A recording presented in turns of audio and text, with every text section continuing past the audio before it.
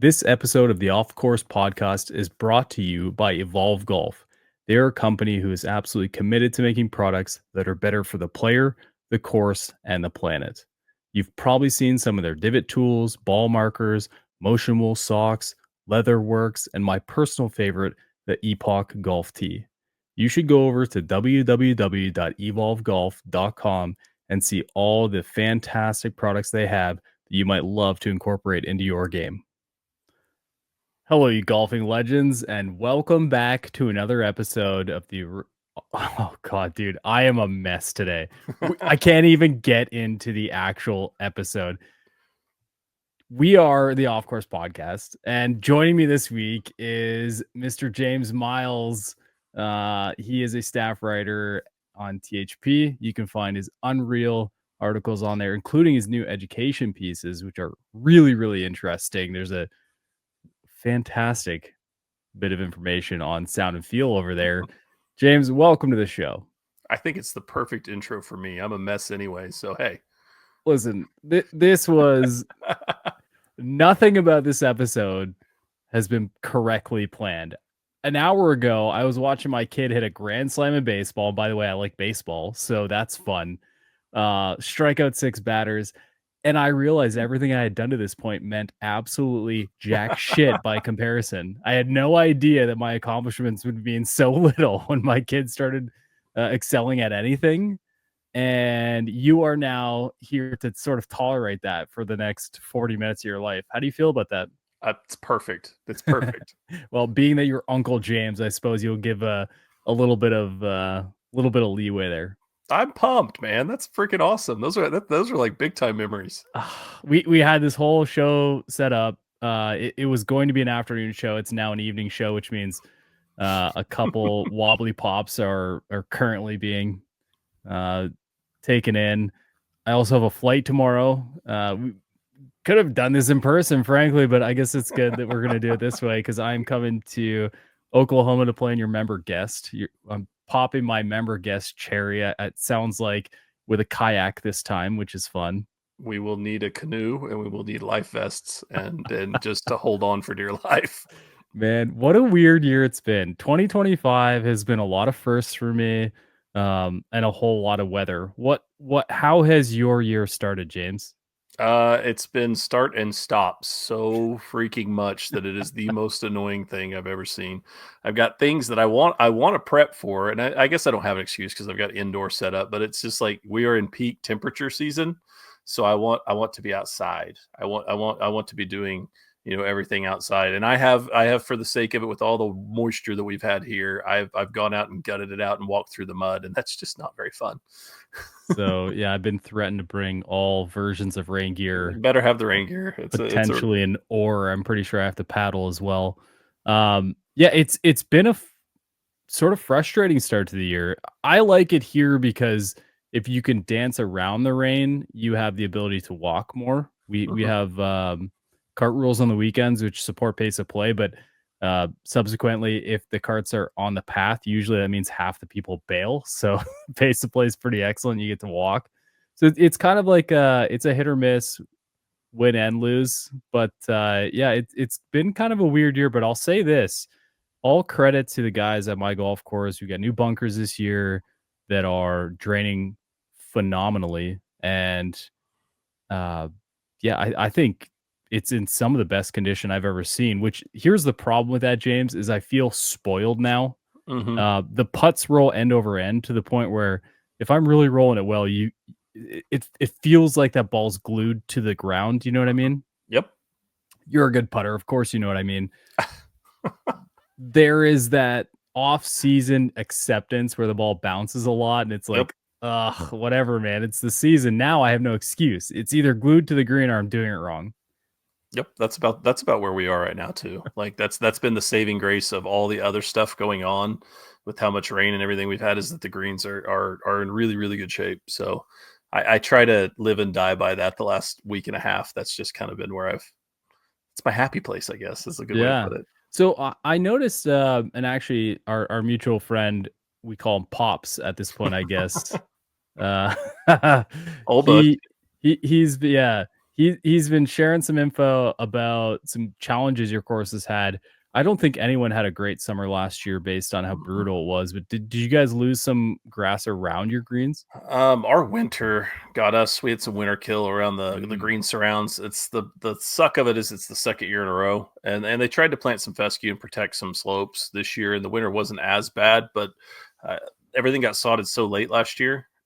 It was about a week before this, where we're about to play my member guest. It was about a week before last year, so they did it a couple weeks earlier, and it's kind of taken, and it's done well, but it's frustrating because when you see everything else just hit peak perfection, and then you have green surrounds that have been recently sodded. Now they did it. You will laugh so hard at the way that they carved this sod in. It's like an art project of all this curvature and everything else they've done with it. But it's good. It's just Mother Nature's not been kind the last couple of years around here, and it is. I guess it is what it is. You live with it or you just get over it, and I don't know. I just kind of suck it up and close Well, my eyes. you play with what you have, right? And I was actually heckling this past week was Muirfield, Jack's tournament, Hmm. and we all know my perspective on Jack at this point. It's not a particularly positive one. Not a big fan of his opinions post unbelievable tour success and leaning into the later stages of his um, time here. But yeah, I was kind of laughing because if you remember years ago, James, they had 2 tournaments at Muirfield in the same year, Hmm. and one tournament, everything was really soft, and then he baked everything out for the He killed it following all. tournament and let it just burn, and it played so differently, and I believe at the end of that tournament, they actually had bulldozers coming in, breaking up some things they wanted to renovate During post-tournament no, during it play. was during play. Like, such a As they were finishing holes, they were ripping out greens because they replaced every green, so he just burned them to concrete. It yeah. was the craziest freaking thing I've ever seen. It was the most Jack thing ever. Exactly. So I'm watching this tournament the other day, and we haven't seen a ton of rain here in Cincinnati, but there's been some.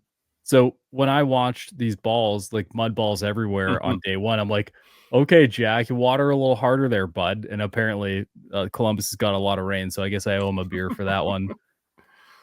I mean, it made Jordan happy. He loves mud balls. Yeah, everyone on tour loves mud balls from what I understand. It's become quite a positive thing. The funny part of that is I've been heckling them for years now to you want to fix the distance problem, soften up the fairways, and apparently it's just now a mud ball problem, which I think is funny. I mean, hey, it makes it a heck of a lot more interesting. Well, I want to segue pretty comfortably into something I was going to talk later on the show about. And I do want to circle back on the course conditions because I think it's an interesting discussion. But um, Jack made a comment earlier this week that I've been really struggling with. And he's trying to protect the players when they have to offer up interviews during their round. There was a lot of feedback on a lot of pretty polarizing perspectives. What's your take, James? I think they should suck it up and do the interview. I mean, I get where people are coming from with this whole in the moment thing and everything else. Like, but I don't. Jack felt really old man yelling at the clouds to me on a lot of it, especially when we're talking about now. I can get behind it on like majors. I can get behind it on tour championship stuff. I can get behind that then, but with his tournament and some of these elevated purses or whatever else, like it's the only thing amidst these 6.5 hour rounds that's going to keep people's entertainment whenever the coverage isn't showing up freaking golf shots anyway. Right. So I mean that's just kind of where I am. You know, I I I remember reading Arnold Palmer's book, and listen, I'm a Palmer guy through and Hmm. through. His perspective is typically my perspective on how the pros should interact while they're out there. He believed, at least the way he described it, he felt that he probably had an opportunity to win quite a few more tournaments during his time had he have devalued the engagement with the fans, but he also redefined what it meant for fan engagement, I feel like, as a professional golfer. So I understand that there's a very strong line drawn in the sand based on that generation of player. And Jack was very much on the other side. He's like the Tiger side, where Hmm. if I'm playing, respectfully F you. Yeah. Well, I'm trying not to swear. I don't think this is I a didn't kid show. swear. I said the Go letter. go shove it up your ass is basically the perspective that he has. But that's been his perspective ever since he played. Yep. So it's like I sort of expect it out of you, but here's where I really struggle with. We've spent the last couple years figuring out how to make golf better. And Mhm. and I don't mean the sport of golf. I mean the PGA Tour. And I'm sitting back thinking, like, Jack, if it's an interview to actually get these people engaged and get a new fan favorite or whatever it takes, isn't that exactly what we need? Yes, yes. It's entirely you and I've talked about it before on the show here. Like something has to be done to bring more engagement. Now, I will say I am not. I think they should have to do the interviews. I think it's a cop out to say that it disrupts everything else. That doesn't necessarily mean I like the interviews. I think it would be way better if you're not going to do the interviews, then you have to let us hear player caddy conversations more. Interesting point. I Plugging think in to the I, guys is yes, a I think, really curious point. and I know that's tedious because whenever they know they're on, they change the things they say and how they act. Some players do. Others like JT and them, they've actually embraced that aspect of it all, and I really like it. Like they don't want to get in trouble. You don't want to get yourself in trouble. You have to trust the broadcast on that, and I know that's harder. But if you don't want to do the interviews, then you have to give something because it has to stop being this completely disassociated thing. I mean, why is Bryson all of a sudden gone from king asshat to basically beloved in all this? Is because he's become accessible and he's found ways. Like it's doing things the tour won't do, and a plain interview is kind of boring anyway. It's not to against Jack's point. It's not like we're asking them to give us an essay on how they've been playing that day. So it could be quick hit things, it could be easy things, or just let us hear because I would rather hear the conversations between the players and the caddies. I really would. I think that'd be pretty cool to hear more of that. But I've always thought that, and I understand the issues with trying to get that done too. I think the biggest problem I have for this, and I hate to even admit it, is I totally understand where Jack's coming from. There are not a lot of other sports where in between plays you're going to have that sort of interaction with the player. I get where he's coming from in total. I Yeah. just don't feel like it's the right time for the conversation. And Well, what I mean by that is golf has lost a lot of that connection to the player by losing, a lot of the big names to a different tour. So it happens, right? And golf needs to reinvent its identity on the PGA Tour. If that means interacting with the caddies and giving us that inside look, like, I mean, full swing have my wife and son both watching the Masters. So mhm. clearly there's something to that secondary element there that I wasn't aware was even possible from a wife perspective. And listen, she's a golfer, dude. She doesn't care at all about the tour, but she was just as invested as everyone else was on Rory winning that Masters. So something's there. Drawing that connection, and this is what soured me about Jack's perspective so much, is just it is not the time to pull away from the players. It's time to connect the player to the individual. And I mean, I was go, gonna say go I ahead. think that's a great point. I hadn't thought about it really that way, but I mean, it kind of brings us back to this whole. And I don't want to sit here and vilify Jack. He does that good enough on his own. I'll do But that for you. but You think say what about. you need I to mean, do. you know where I stand on him too. Like, but for me, I mean, I often wonder, and I sit here now, like the tour split and all these things happen. To me, that's a situation where someone like a Jack should play a role, and he's incapable of doing it because he's a crotchety old man most of the time who's yelling at what was and what should be, and these things. Whereas, like, I wonder, like, had Arnie been around when all this happened, like, would there have been like another voice in the room? Right? We obviously know it's not going to be Jack or Gary Player. Like, it's not going to be those kind of guys, but like there's no I don't want to say there's no adult voice in the room because these are professional golfers that are all adults, but there's no legendary voice in the room. Jack and Tiger are the same when it comes to that kind of thing, and they don't really care about the engagement. I don't care how they try to soften No, issues. They you don't can't. care about the engagement with the people, and you're right, that's part of the problem that the tour has right now, that professional golf as a whole has, is the engagement with the spectators. Like, so to complain about one little thing and take that away in the middle of a 6-hour round, I don't know. Wrong time, wrong place. I think the optics of careers have put them into a fairly small window to have perspectives on. So the idea that Jack's going to come out and be like player forward in engagement is Mhm. incredibly unrealistic. I don't need him to say something to know what he thinks. I think the same for Tiger. I think Tiger making that comment would be incredibly disingenuous. I think because he was so stonewalled during Yeah. his viable career, the tournaments he was highly relevant in, he was not engaging at all. Mhm. So for him to come out and say, "Well, I don't think they should do that," I'm like, "A freaking course you don't think that way. You Yep. clearly don't think that way, and you never thought that way. So having an open mind is unrealistic from your side."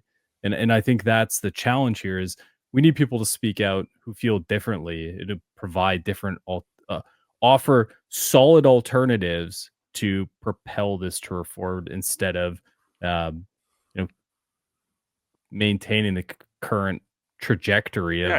of irrelevance. Yeah. Because status quo is not working. It's not It's working. not.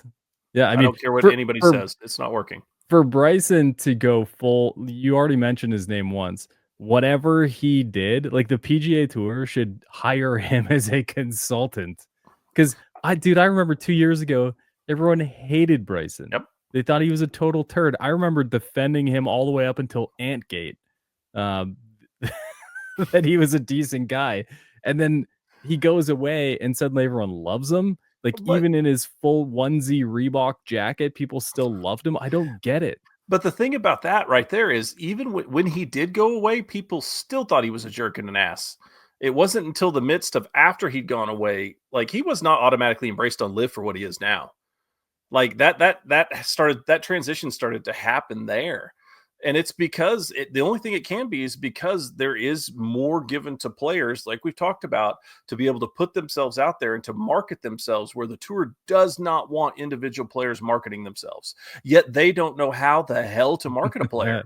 Yeah, the tour doesn't market anything. No, Like because they, they they don't have a certainly don't Tiger do it now. well. Yeah, they I'll don't tell you have what, somebody to just put out there and let them do it for themselves. that's not fair. You know what the one thing the tour markets incredibly well is the size of the purse, which is the least relevant thing of the entire conversation. Like, Uh, I don't care how much these dudes make. It makes no difference to me. They're not handing me a check at the end of their week. Why would I care? Oh, I mean, the graphic this weekend, they did that. The champions from the elevated events this year, and Scotty's going to join that. And I'm like, I was immediately like, who gives a damn that these Yeah. are elevated events? That was like, it's a swing and a miss Yeah. again. And Yeah. you money, especially now, like all you're going to do is drive people away more. The more you talk about that, like talk about the competition, talk about the players, find a personality to latch onto, like something, anything other than just, hey, we threw 10 more million on there, you know? Well, I'll tell you what, one of the things that has never impacted me before, and I've been pretty indifferent on it for a long time, is the necessity of players to show up at events, specific players showing up at specific events to make them relevant. And originally, I was sort of indifferent on it. I understand that there is a level of effort that goes into this, and time away from family is a challenging thing. Mhm. Is certainly the amount of time that these guys spend away. But I live through the optics of a 9-year-old at this point who he's latched on to Rory as a guy he really loves to follow. Scotty as well, and let's it's kind of the full swing crew. That Yeah. Yeah. Fitzpatrick guy, it leans into that, but Rory is sort of at the top of his list right now. And I didn't realize up until this tournament when Rory decided to not go to Mhm. Muirfield for the Memorial. That's just down the street from me, and my family had talked about getting tickets and going to see Rory play, Mhm. including my wife, who's a fan now after Full Swing. And when he drops out, it's like the desire to go and the level of interest plummets dramatically Yeah. because of that. And I Well, didn't personally realize that as an individual until mhm. that happened to people who are around me. So I love your take on this. I know I know I just sort of semi cut you off there. No, it's an interesting though. Like we go back to full swing. The one creative thing, the one truly creative, because the indoor golf crap. I'm sorry. it does nothing for me, and I don't think it does anything for most golfers. Like you and I've talked about it. It either needs to go full arcade, like goofy old school Tiger Woods courses, like the chaos that used to be, or something. But like it was Full Swing's the one creative thing that's been done around these players where personalities were seen and people latched onto it. I've gotten my wife into Formula One, Drive to Survive, Drive to right? Which Survive, yeah. which Full Swing kind of branched off of the success that had from Drive to Survive. But Formula One still does it so much better than the PGA Tour. And I know they Mhm. have less people and whatever else you get into it, but I'm just like, I feel like the tour at times just doesn't want to look outside their own bubble. Now, Rory, that was an interesting thing this week because did you see the interview that Jack did? No. So Jack Mm-mm. was in the booth, or maybe the press conference before, and they brought up that, hey, when did you find out that Rory is not going to play? Did you talk to him? And Jack said, I found out when everyone else did. I haven't heard anything from him. It And it, sounds like it Jackie took that a little personally, did he? yes, and it made me go, and I'm not a Jack guy, but it made me go, oh no, like Grandpa's mad. And he is, but it's rightfully so. But there you go. Like Rory's got something going on in his world right now. I don't really want to get into it. We all have theories. Uh, but to do that the way it's done, like that hurts. It hurts not just the tournament as a whole, it hurts the spectators as a whole, it hurts the people around. It's like you were talking about with being able to take family and go. Like when we had the PGA championship here and I took some of my high school golfers, like that was their guy that they were going to see. They were going to see Right. Rory At Southern Hills? at Southern Hills. That's a James Miles gift right there for me. Very much in the background. Anyways, continue. No, it's just I don't know. It's an interesting dynamic when you talk about it. But likewise, how many players really drive people to go to events? A handful, right? And you can't expect them to go to every single tour event. No, And you can't. that's where we loop back around to like they have a personality marketing problem. You can't I don't care what you say. You can't tell me that they're all, can't lays out there and they have no personality. I do not believe you. I will not believe you. There are plenty of personalities out there. They just don't know how to access them and how to use them to their advantage to make draws. And is it just winning? I don't think so. Ricky Fowler was a draw forever and he didn't win squat hardly. So what do Yeah. you do? Like Well, what's I'll give you another example. Weird that it sort of is the Cobra parallel, but I think everyone and their friend is rooting for Max Homa Mhm. to pick it back up. Max has an awesome presence on social media. Roasting the golf swing is one of my absolute favorite things he does. The I've been following his Yep. work this week, trying to get in the U.S. Open. How he's struggling to find his way. I'm not trying to say that they should celebrate what's happened and the challenges he's had, but those are the types of players that make a massive difference. And I feel the same way about Max when he's winning versus when he's losing. Like they mentioned last year, he's like in the top 10 in the world. That is certainly a big plummet, but how many of those guys are out there that are like Max who can actually be interesting when Mhm. you get a mic on them, or to your point earlier, get a mic on them and their caddy, you can still be selective on what's heard and what's said, Yep. while allowing people to get that inside look. And I think that James is one of the biggest components of why everyone loved Full Swing is because you get that inside vibe of these players' lives or these players' experiences during tournaments. It's so much more than what the purse is or what the score is on that day. And it doesn't need to be the biggest guy on the leaderboard. It needs to be the guy who's interesting, who has a chance. Yeah. And besides that, like the aversion that they have to trying things fascinates me. And I'm talking about the PGA Tour. Like the money thing is the only thing they've tried though. Like it really is, Dan. Like they don't it's almost like there's still so much old guard in there and I think Jack is a representation of that. Mm. The old way of the way in golf is the worst at this is the way we've always done it. So we're going to continue to do it this way and bash our head against the wall until we realize we've screwed up and we've cut our tour in half, not half, but we've lost half of our big name players. And now we try to Feels like in overcorrect. half. Yeah, and isn't that fascinating that in of itself? Like, the amount of personalities that were lost are honestly, when you quantify it in numbers and you go through the names, it's small, but they're big enough and they were present enough that it felt like the tour was cut in half. Well, here's the problem that I face, and I think a really good example of that is next week they'll be at Oakmont Mhm. for the U.S. Open. Do you remember the last time Oakmont had a big tournament? The conversation there was how many corners can Dustin Yep. Johnson hit? How many corners can he cover rather than going the traditional line? They will most certainly obsess over what Bryson does, Mhm. and they will most certainly obsess over what Rory does. But the idea that we've been gouged that experience from the last one, we can't tie it in. That's I think what I've struggled with so much, and especially when it comes to watching tour golf is I always loved having those subtle connections I could drag through the mud even when they were playing bad. I was a Dustin Johnson guy for forever, Mhm. and that's all the navy blue days, I was okay with it. I was in the bad wedge game days, I was in the good wedge day game days, but, like, there was always that subtle connection that I had where he shows up, it's like, "Alright, cool, let's see what he does here." And he has Mhm. a really interesting swing, so you tie it all together. When you take away those kind of characters, you inevitably take away a lot of the storylines that exist. And sure, DJ could play in it, or is he in the field? I don't even know at this point.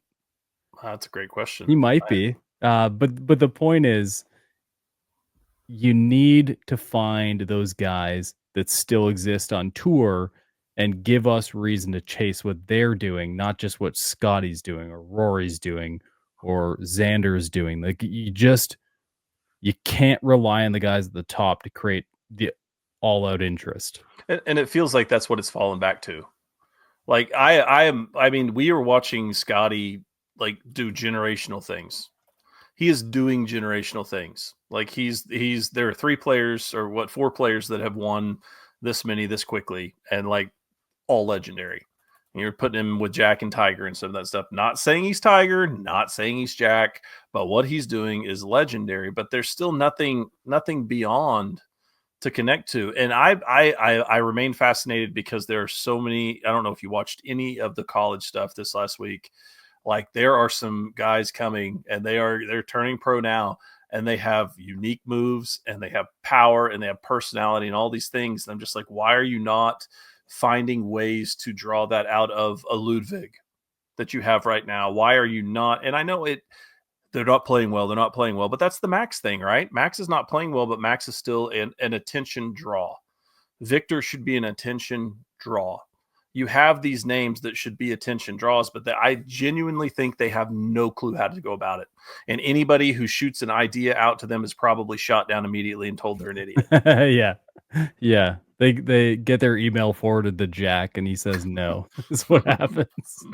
Shut up and have a milkshake. You know, Hovland's an interesting guy. How did he not get, like, the most popular guy on tour award? He seems, like, so likable. He Well, seems like he's got good character, but he's also pretty balanced. Is mhm. the challenge that he wasn't wildly successful? Is that what holds him back? I wonder. I mean, do you remember when he and Wolfie came out at the same time?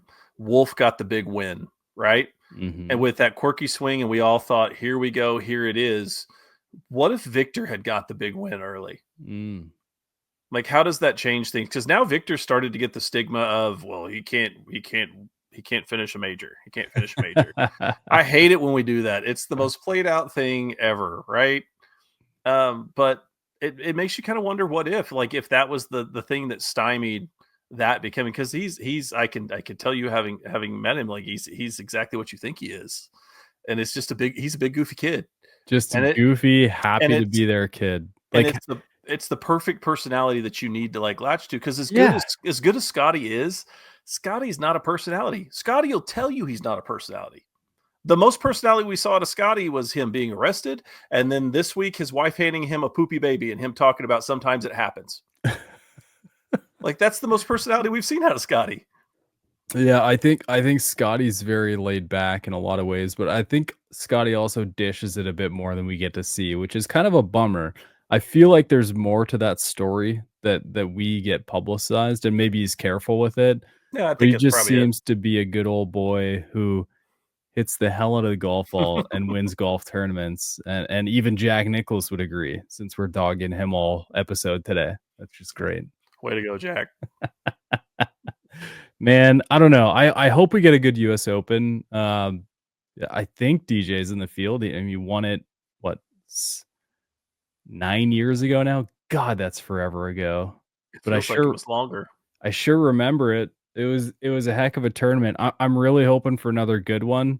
I'm pretty sure my course is closed for a couple days that weekend, so I'll be absolutely glued to the storyline, and it'll be fun to see who comes out of the woodwork. Mostly just who shows us that they could be the next guy, and hopefully the tour figures it out. Maybe we just start blasting them on social media, like, "Come on, figure this out. Make this your Or guy." or Patrick Reed wins, and then we're sitting here going, "What just And happened?" then everyone turns the TV off on Friday. Yeah, I get it.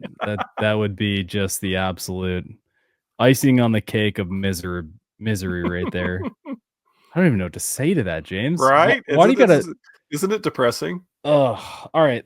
Here's what I wanna do. I'm curious because I don't wanna talk about that anymore, so let's talk about something a little bit happier. Listen, I'm not over the baseball thing, but, I do wanna talk about kids in golf a little bit with you. You're a great guy to have on the show because you have 3 little ones who've expressed interest. I doubt the golf camps have started yet for 2025. They had golf camp last week. I guess I'm wrong. Tell me, buddy, what is your outlook this year for the kiddos in golf, and how you feeling? I think so. This was their third year. Our course does it cool. We do 3 days, and they're there for 4 hours each day. And it's like the week after school gets out, so they get right into it. And then we have member guests this week, but then the following 8 weeks, 6 weeks, 1 day a week, the kids all come back to the course and they go on the course and they play.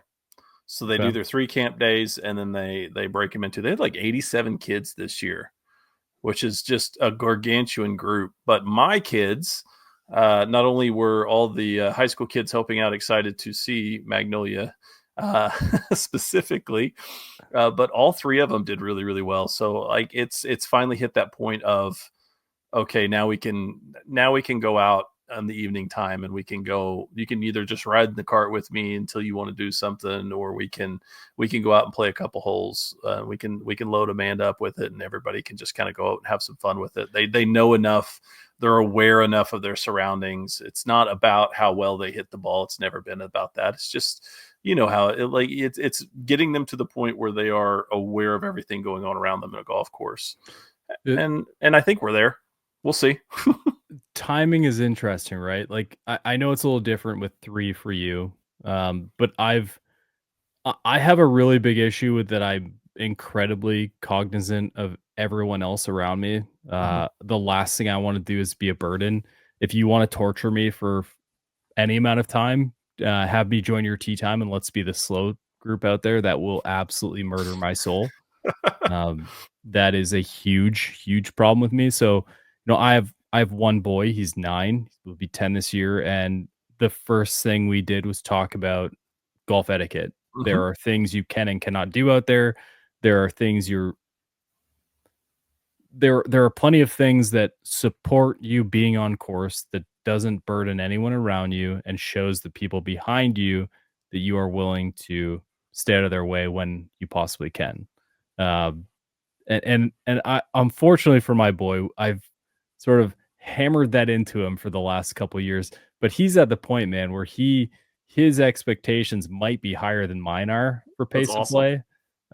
But he's also bashing the ball. I don't think we've talked about this year.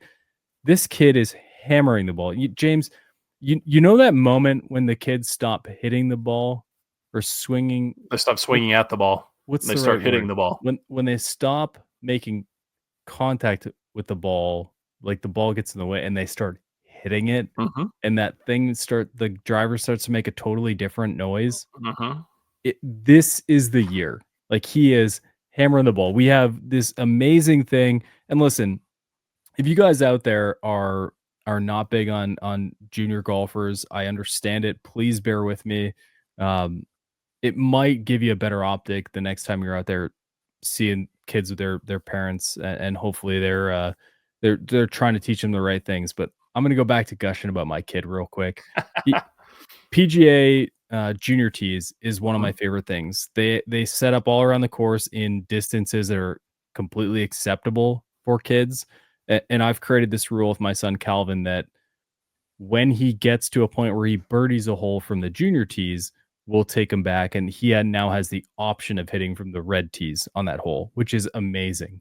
So he is now conquered, we'll call it, conquered a few holes and is moved back to the reds. And dude, I- I've never been more sure of something in my life. Either my wife or my son will get a hole in one on the third hole of my golf course long before I ever dreamed to. That's It's like awesome. it's like, I don't know, 90 yards, and he's hitting this 7 iron, like, running it up. He left it a couple feet away the other day. I'm like, "Dude, this is" It's gonna happen. uh, I just hope he lets me keep the ball and he doesn't keep it for himself, 'cause I think it means more to me. But, yeah, long story short, this has been a really exciting year. So you talked about this growth that your family has, a little bit more challenging with 3 rather than 1, Mm, but you're starting to see this moment where you can actually feel comfortable taking them out. I think you're mhm. pretty much like me where you don't wanna burden anyone else. And yeah, and that's always been my biggest thing. Even whenever I was still coaching high school golf and they would go out with me during practices, I was always so hyper aware of like, and I mean they were the twins were 4 and 5 then, and it's kind of one of those, your mind stretches it to all the other things of what it shouldn't be focused on. So to get past that's nice because I don't want to be like, I'm very fortunate to play where I play. I've done all of the public courses things and everything else, and I enjoyed my time there. But like, I'm very fortunate to be where I am now, and I'm very aware of the standards I place upon that. And I probably am hard bigger on that than the courses. Our course is amazing for juniors. They want juniors on the course as much as they can possibly get them out there, and they facilitate it and they do all the things. And the majority of the members are really good about it and understanding. You just have to be aware to let things go through. There's a couple of groups that I play behind, kids that are probably 12, 13, that their parents have gotten to the point now in the summer where they drop them off and they let them go play around a golf and then go to the restaurant and go to the pool and they go play more golf. And they know anytime a member's coming, they just move to the side and they let them through and everybody's good with it. And we're getting there. But I'm kind of like you. I'm like hyper vigilant about all the things and but to watch them start to understand that it's pretty cool. It's exciting. I think it'll be a good year. I hope it'll be a good year. I hope they just learn to love the game. I don't care if they're any good at it or not, you know. Yeah, I think based on everything I know about your children, there is at least 2 of them who will be very uncomfortable until they have, owned this sport, if you know what I mean. It's good. It could be quite the journey. And that's I think that's what the most interesting thing is. You watch these kids try and figure it out, and what they latch onto. Like, currently, my son Cal spends more time at the practice green than he does on the driving range, but Cool. he doesn't putt, he chips. He he will chip from anywhere he can, and I've never seen a kid hit a pin more. He believes the pin's out to get him. It bounces the ball away from the hole. So, I have a story for you if you wanna hear it. Of course. The ninth hole at our golf course connects back to, basically the pro shop, that Mhm. sort of centralized area, and then there's, you know this, but a lot of people don't. The 10th and 11th is a bit of a circuit, so you can go play 10 and 11, and you're not too far away from the clubhouse. So he likes to say, "All right, can we play 10 and 11 while we're going down 9?" So weeks ago, or last week, I said, okay, if we both par or better number 9, which is a par 5, that you have to hit over a pretty significant bit of swamp to get Mhm. there. I guess marsh is what you call it. Um, a very challenging thing for him. We'll play 10 and 11. So that's sort of his like, all right, that's what we got to do. And he accomplished it one day, but he accomplished it by birdieing the hole where he thought he needed a bogey, and I actually birdied with him, so it was our first birdie together. So the other night, we're playing. this is what I love about my kid. He convinced me to play. James, you know how much I love this stupid Oh game. yeah. He Oh yeah. convinced me to play 9 on a Sunday night, and I'm so glad he did. And actually, mom joined us on 3. So we're going down 9, and I've got just a ton of work to do. And he goes, Dad, birdies on 9, we'll play 10, 11. I'm like, oh God. I said, all right, buddy, how about an eagle? Thinking like I'll be fine. So he hits this bomb of a drive from the junior tees down to the bottom. Now he's got to hit over this marsh area. Hits this beautiful pitching wedge. Shout out to US Kids for having great options there. Just barely off the green in the rough, like half a foot from the fringe. And he goes, so I'm on the green, my wife's on the green, putting for eagle, mind you. I'm putting for birdie. He goes and pulls the pin because screw the pin apparently, and then walks over and chips his putt or chips his shot and ends up, I don't know, 2 inches from going in for eagle. Like Wow. I just saved a half 25 minutes of my life not playing 10, 11. But dude, that'd have been sick. That'd have been perfect. Yeah. Long story short, wife misses her eagle putt. I make my birdie putt, which is the hardest. They both had tap in birdies. I actually had to make a legitimate like 15 footer because I'm apparently not as good as they are. So the whole family makes birdie on this hole, and I'm like, what a feeling, Mhm. man. You know, Yeah. that is that is the stuff you don't want to miss. And I really hope that people out there hear this if they don't have kids or they're not into the whole kids being on the golf course. I totally get it if they're disruptive or disrespectful. One of the things that really frustrates me is seeing the kids not repair their divots, Yep. pitch marks on the greens. My son is extremely aware of that. I understand the frustration there, but if these kids are out there being respectful of your time and you see them, I really hope you're encouraging, not discouraging, because this they are the next generation of this game. We certainly want them to play. You know what I mean? Absolutely. Absolutely. You can't say any better than that. I feel like I just had a show full of just gushing on my kid, and I'm Good. sorry if you folks aren't out there aren't into this. Obviously, we've had a lot of crazy conversations on this show, but sometimes you gotta go deep down into the well and talk about the things that really matter, and I had no idea how irrelevant all my successes were prior to any of this That's awesome. until That's the your best. family. So That's the I absolute James, best. I'm really excited to see what happens with your crew, who becomes the real golfers of the family, who decides it's not that for them, because obviously it's not for everyone. Yep. But man, how sick would that be? You got a full foursome with mom playing caddy or even playing. That's really cool. It would be it would be one of the most memorable things possible. Like, it just would. So, I don't know. We'll see. We'll Yeah. see. It'll happen. It might happen, you know? But the camps are cool. I need to get Cal into some of those this year. Um, he actually has one that all of his buddies now are skipping other camps to do with him, and I'm pretty sure my kid's gonna wanna be an instructor there rather than be That's part of the awesome. camp. But it's That's cool. fantastic. It's a I think a local girls high school team is putting the camp on, which is unreal. I love that. Um, yeah, man. I got nothing but gushing to do right now. Anything you want to talk about today? I got nothing. Do you think No, do go you for it. do you think we're gonna survive this week? I think we're gonna survive, and I actually think we're gonna play pretty well. I'm excited that there's no THP Sportsbook in play here. That's a It'll good it'll be fun. It's fun enough, and my wife knows us well enough that she's leaving once you get Yeah, here. it's unfortunate. Here's the other question. What is it about you and me and just absolute downpour rain? Because the last time I hung out with you was at Hidden Creek, which is Yep. an unbelievably special golf course that THP hosts events at in New Jersey, and it was miserable there. So, are we just doomed this year or what? I think it's just the year of rain and rain gear and just surviving. Which, hey, the nice thing is my course is super walkable, so both of us could just ditch the cart and just walk Right? when it's cart path only. Get a little heavy and with all the little bottles inside it, but that's fine. Fact. We'll figure it out. Well, that's what's on tap for us this week. We'll be back with some more great shows coming up here soon. James, thanks for the time today, buddy. I appreciate you. Anytime. It's my pleasure, man. I love it.